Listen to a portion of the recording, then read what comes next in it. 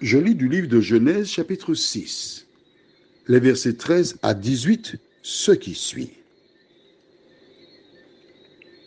Alors Dieu dit à Noé, la fin de toute chair est arrêtée par devers moi, car ils ont rempli la terre de violence.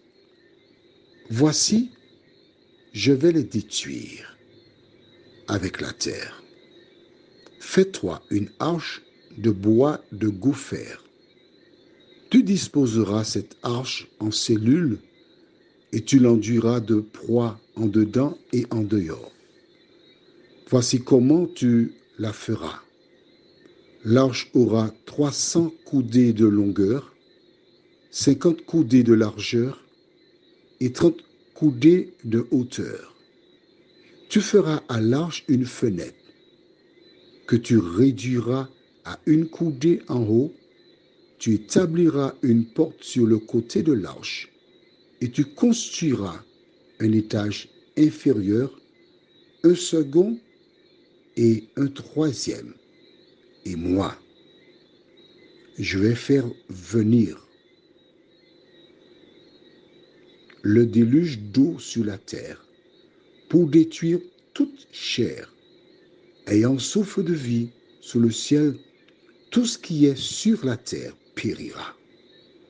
Mais Noé, j'établis mon alliance avec toi.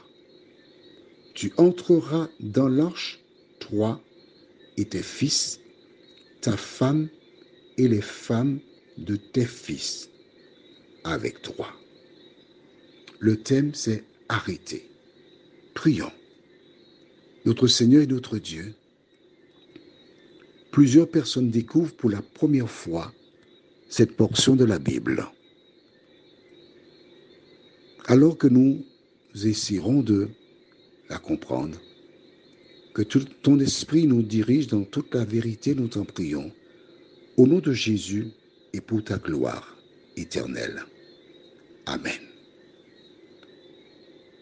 Nous avons vu, rappelle-toi, qu'à cause du mal qu'il y avait sur la terre, l'Éternel décide de sévir. Et il dit à Noé, la fin de toute chair est arrêtée. Qu'est-ce que cela veut dire? Que les hommes ont été jugés. Ils ont été trouvés coupables. Et l'Éternel exécutera la sentence. Note bien que Dieu déclare que la fin de toute chair est arrêtée. Les comptes sont arrêtés. Il n'y a plus rien à espérer. Il donne à Noé le plan, ce qu'il doit faire, comment il doit s'organiser afin de préparer ce grand bateau. Noé s'en va. Il commence à couper un premier arbre. Les gens viennent le voir, ils lui disent, mais que fais-tu, Noé? L'Éternel a déclaré qu'il détruira le monde par l'eau. Il y aura un déluge, je fais un bateau pour cela. En ce temps-là, il ne pleuvait pas. C'est une vapeur qui arrosait la terre. Alors, les gens sortaient de partout pour voir ce qui se passait. Dieu a annoncé seules 8 personnes entreraient dans l'arche, seraient sauvées à l'époque. Pourquoi seulement 8 personnes? Des gens te proposent le salut à bon marché. Mais ce n'est pas à bon marché, non? Ce n'est pas un pourcentage qui sera enlevé, non? Ce sont des femmes et des hommes qui auront mis en pratique la parole de Dieu. Seulement ces personnes hériteront la vie éternelle. L'exemple de Noé est là, afin de nous montrer